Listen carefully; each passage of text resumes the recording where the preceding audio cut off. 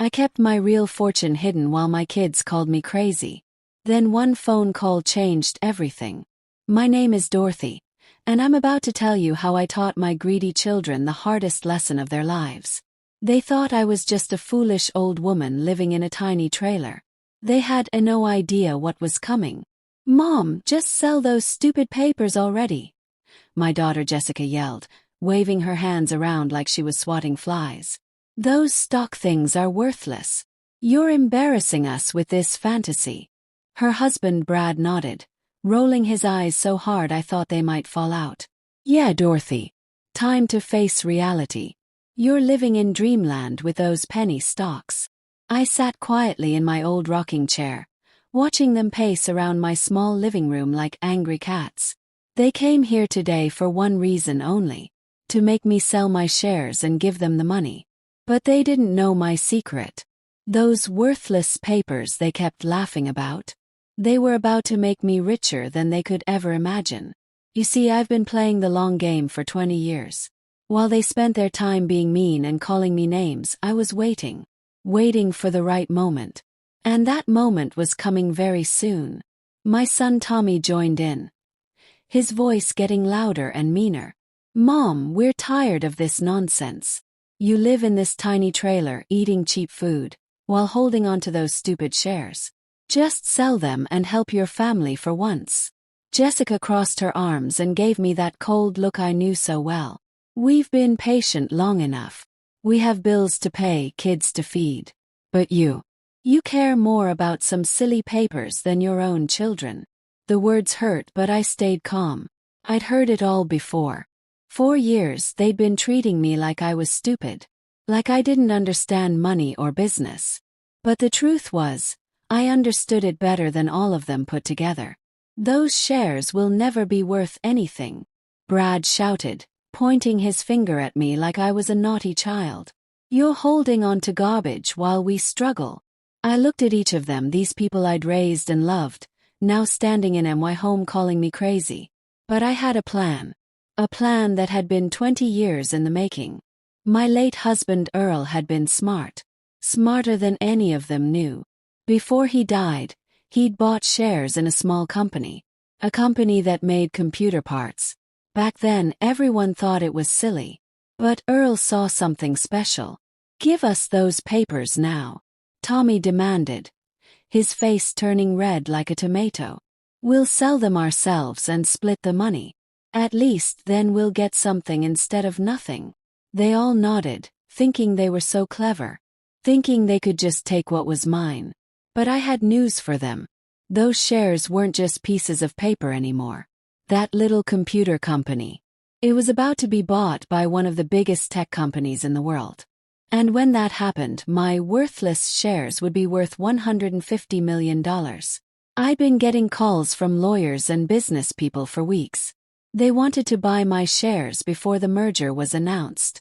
They offered me millions and millions of dollars. But I said no. I wanted to wait. I wanted to see the look on my children's faces when they realized how wrong they'd been about their crazy old mother. Jessica grabbed the papers from my coffee table, waving them around like they were on fire. "These are trash, Mom. Look at them. They're not even pretty certificates.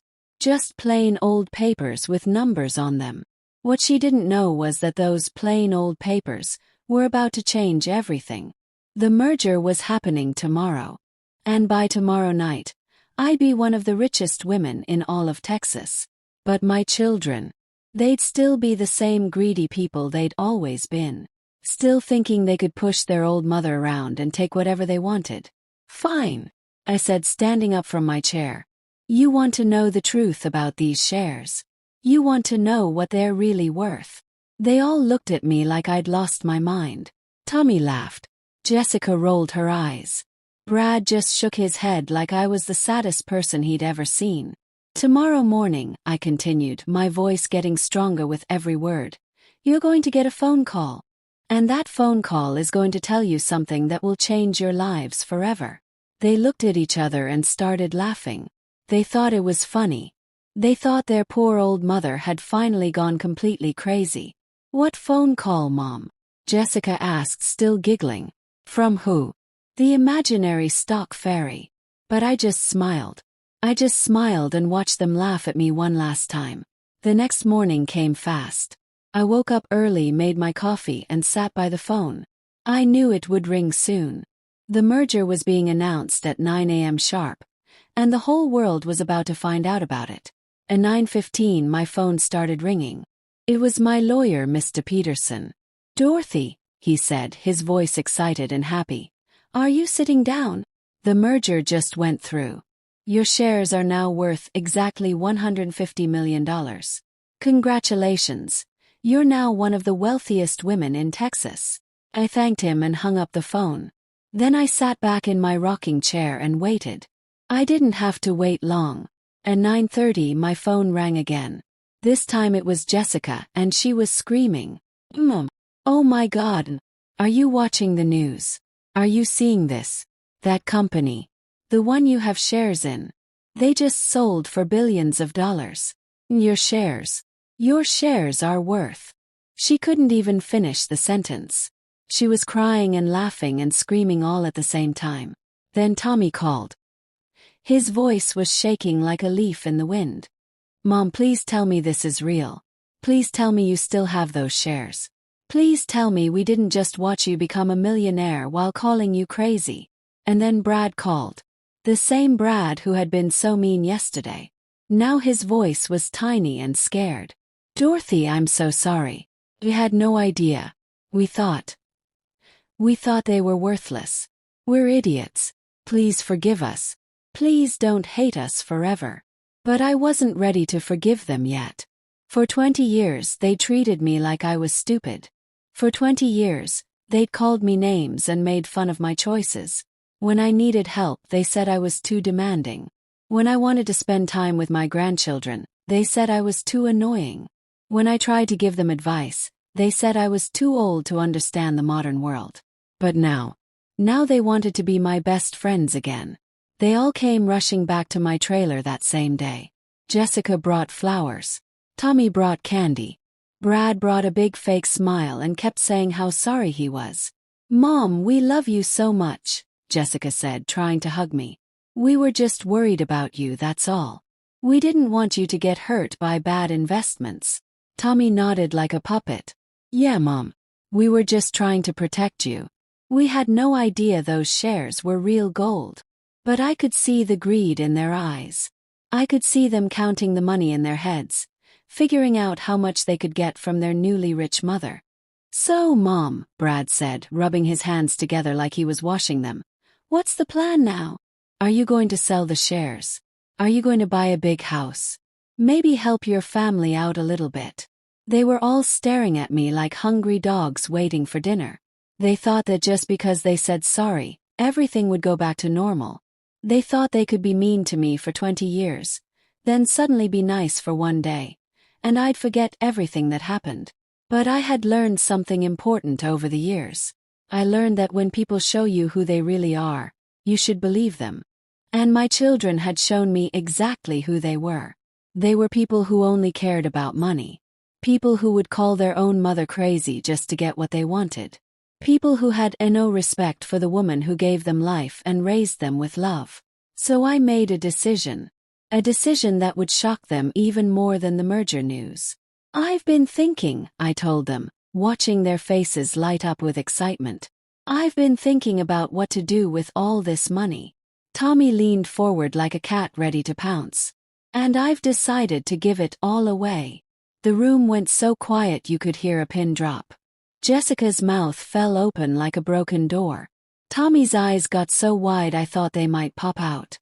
Brad just stood there like a statue, not moving, not blinking, not breathing.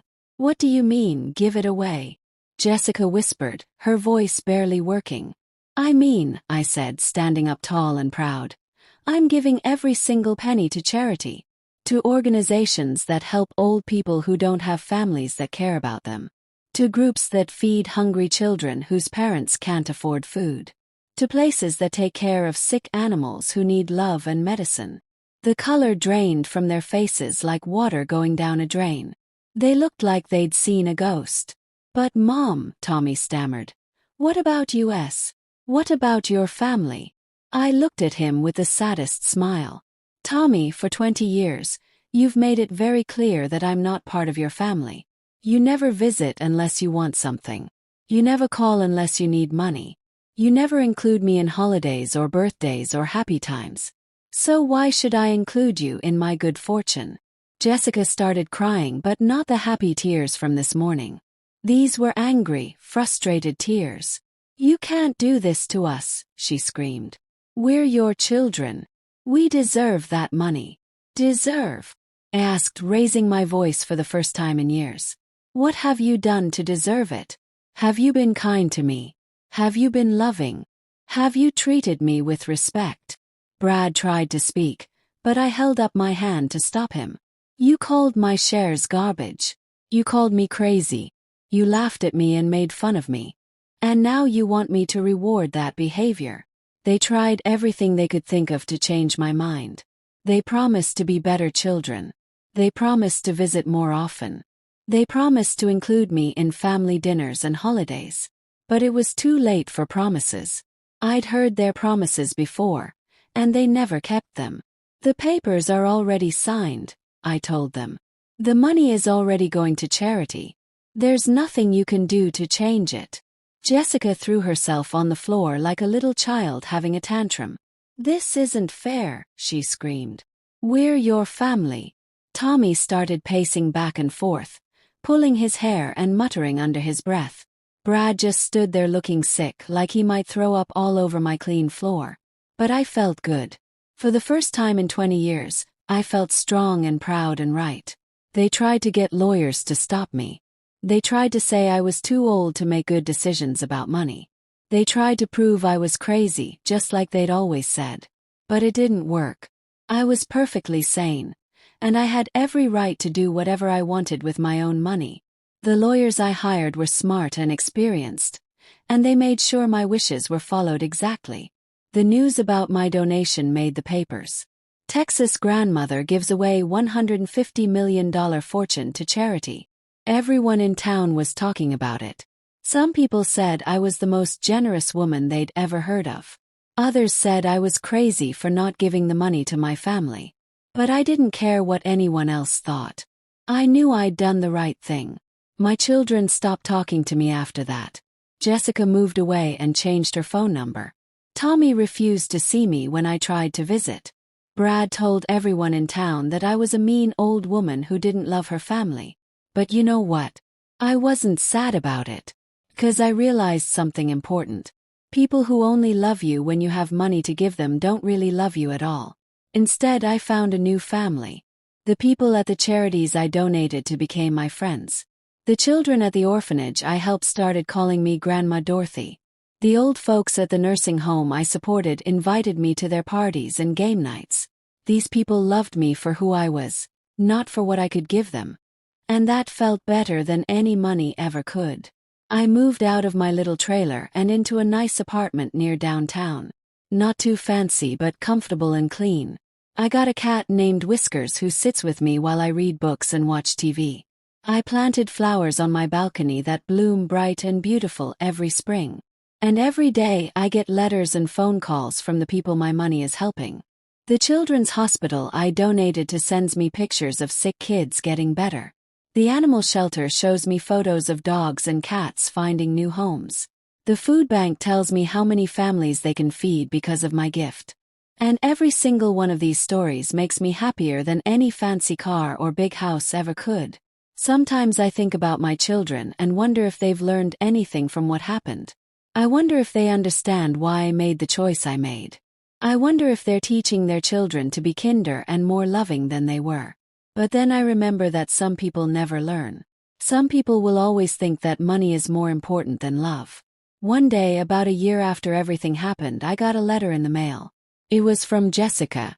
She wrote that she was sorry for how she treated me. She wrote that she understood why I gave the money away. She wrote that she hoped we could be friends again, even without any money involved. I read that letter 3 times, looking for signs that she was lying or just trying to trick me again. But something about it felt different.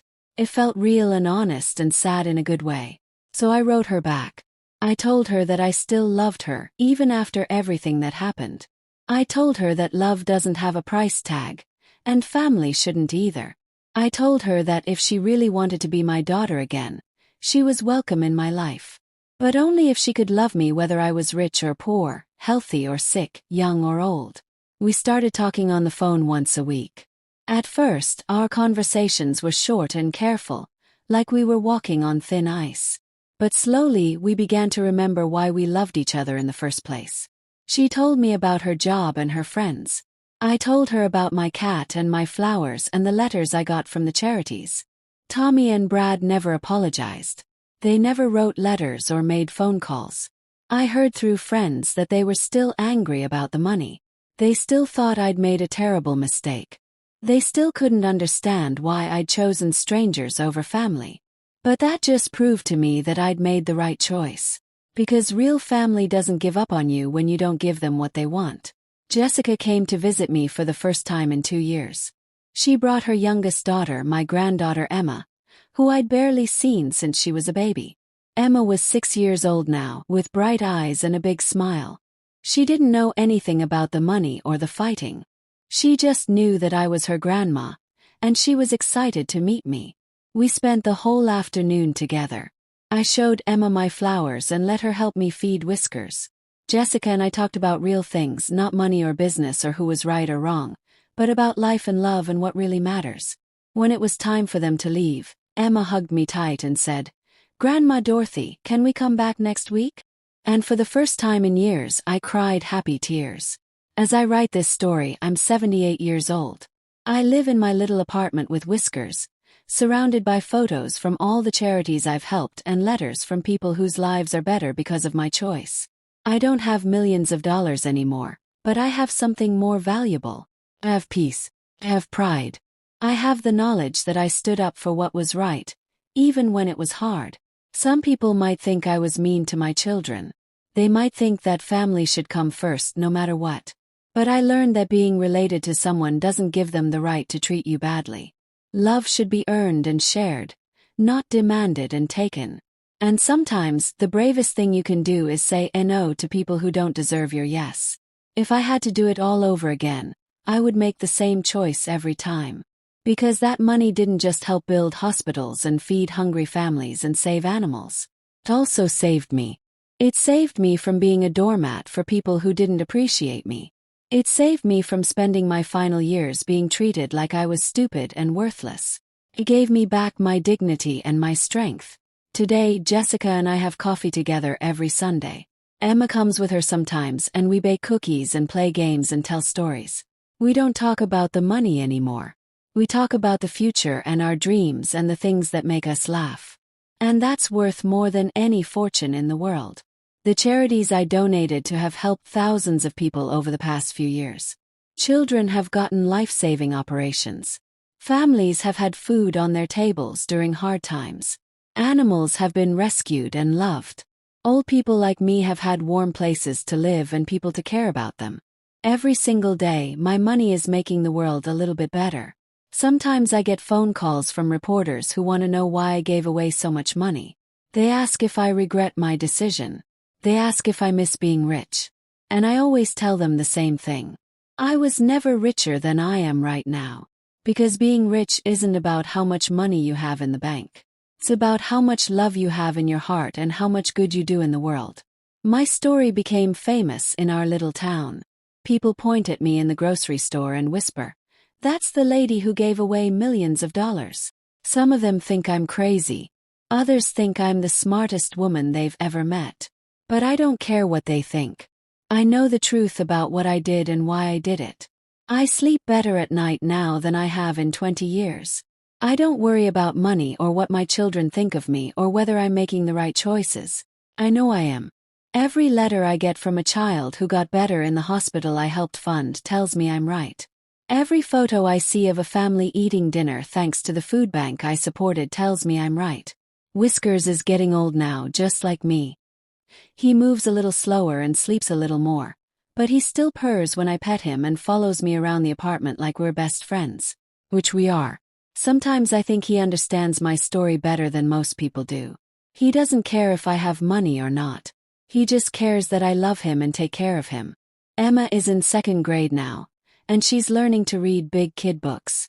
She calls me on the phone sometimes and reads me stories about princesses and dragons and brave people who do the right thing even when it's scary. I think she might understand my story better than her mother or uncles ever will. Kids are smart that way. They know what's important. Last week, I got a letter from a young woman named Sarah who works at one of the orphanages I helped. She wrote to tell me about a little boy named Marcus who came to them scared and sad after his parents couldn't take care of him anymore. Thanks to my donation, the orphanage was able to give Marcus his own room with toys and books and everything he needed to feel safe and loved. Sarah wrote that Marcus is doing great now. He's making friends and learning to read and smiling again. She included a drawing he made for me. A picture of a grandmother with gray hair and a big smile, holding hands with a little boy under a rainbow.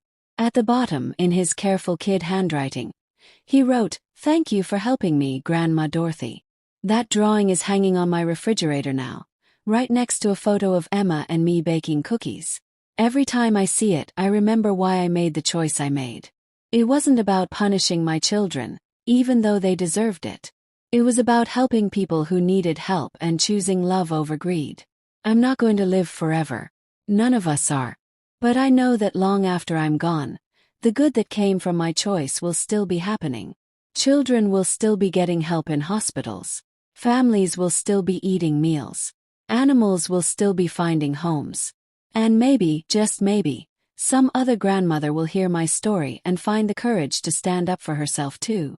If you're listening to this and you're dealing with family members who don't treat you right, remember what I learned. You don't owe anyone your happiness just because you're related to them.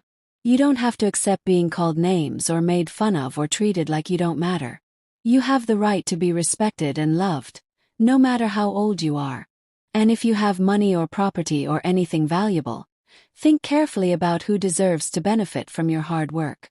Don't just give things away because people demand them.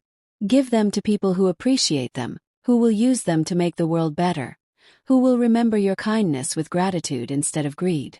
Sometimes Jessica asks me if I ever think about what would have happened if Tommy and Brad had apologized too. If all my children had learned their lesson and started treating me with love and respect, would I have changed my mind about the money? And honestly, I don't know. Maybe I would have. But that's not what happened, and I can't change the past. What I can do is live each day with pride, knowing I did something good with my life. I turned a painful situation into something beautiful. I took the hurt and anger I felt from years of being mistreated and transformed it into help for people who needed it more than I did. The other day, I was sitting on my balcony watering my flowers when a neighbor lady walked by. She stopped and said, "Dorothy, I just wanted to thank you for what you did. My grandson was in the children's hospital you helped, and the new equipment there saved his life. I know you didn't know him, but you helped save my family." She had tears in her eyes, and so did I. That's when I knew, without any doubt, that I'd made the right choice. That little boy was alive and healthy because I chose to help strangers instead of reward greedy family members. His grandmother's tears of gratitude meant more to me than any apology from Tommy or Brad ever could. As I finish telling this story, I want you to remember something important. Money comes and goes. Family relationships can be complicated and painful, but the good you do in the world lasts forever. The people you help will help others. The kindness you show spreads like ripples in a pond, reaching places you'll never even know about. I may have given away $150 million, but I gained something priceless. I gained respect for myself and peace in my heart. I gained the friendship of wonderful people who care about making the world better. And I gained a story worth telling. A story about standing up for what's right, even when everyone thinks you're wrong. My advice to anyone listening is this: don't let people treat you badly just because they're family. Don't give your power away to people who don't appreciate you. And when you have the chance to do something good with your life, take it. Even if other people think you're crazy. Even if it costs you relationships. Even if it's scary. Because at the end of your life, you won't remember how much money you had in the bank. You'll remember the people you helped, the love you shared, and the difference you made. And that's the real treasure that no one can ever take away from you. Thank you for listening to my story. If it helped even one person find the courage to stand up for themselves, then sharing it was worth it. Remember, you're never too old to make a big difference in the world. And you're never too old to choose love over greed, kindness over cruelty, and what's right over what's easy. If you enjoyed this true story of courage and standing up for what's right, make sure to subscribe to Granny Twisted Tales for more inspiring stories from grandmothers who refuse to be silenced. Hit that bell icon so you never miss a new tale of strength, wisdom, and justice. Because every grandmother has a story, and every story has the power to change someone's life. Until next time, remember that real wealth isn't measured in dollars and cents. It's measured in the lives you touch, the people you help, and the love you share. Stay strong, stay brave, and never let anyone convince you that you don't matter. 'Cause you do matter. You matter more than you know. This is Dorothy from Texas, signing off. Keep fighting the good fight, and remember, sometimes the best revenge is living well and helping others do the same. Subscribe now for more twisted tales that will inspire you to stand tall, no matter what challenges come your way. Because in the end, the people who love you for who you are, not what you have, are the only family that really matters. And to all the grandchildren out there listening, love your grandparents while you can. Visit them, call them, and treat them with the respect they've earned through a lifetime of hard work and sacrifice. Because someday, when they're gone, you'll wish you had just one more chance to tell them how much they mean to you. Don't wait until it's too late. From my heart to yours, this has been a story about second chances, standing strong, and choosing what's right over what's easy. I hope it reminds you that you have more power than you think, more courage than you know, and more love to give than you realize. Use that power wisely, that courage bravely, and that love freely. Keep your hearts open to helping others, your minds open to new possibilities, and your spirits open to the magic that happens when ordinary people do extraordinary things. Because that's what I did. I was just an ordinary grandmother who made an extraordinary choice. And if I can do it, so can you. Remember to subscribe to Granny Twisted Tales, where every story proves that wisdom, strength, and justice have no age limit. Where every grandmother's voice matters, and every tale teaches us something valuable about life, love, and standing up for what we believe in. Until our paths cross again, keep spreading kindness wherever you go. This is Dorothy, reminding you that sometimes the most powerful thing you can do is say no to people who don't deserve your yes. Be brave, be strong, and be proud of the choices you make. The world needs more people who choose helping others over helping themselves. Be one of those people. As the sun sets on my story, I want you to know that every day is a new chance to make a difference. Every choice you make ripples out into the world and touches lives you may never meet. Choose kindness when you can. Choose courage when you must. And always, always choose love over everything else. Thank you for joining me on this journey through one of the most important decisions of my life. May you find the strength to make your own important decisions with wisdom, grace, and hope.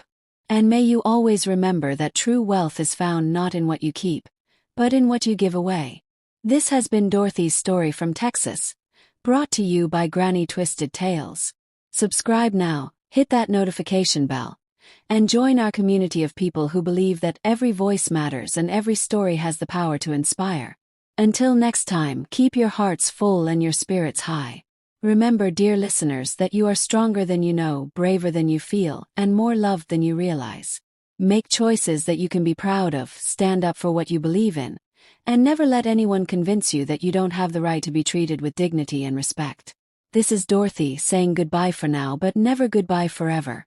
Stay blessed, stay strong, and keep listening for more twisted tales that prove love always wins in the end.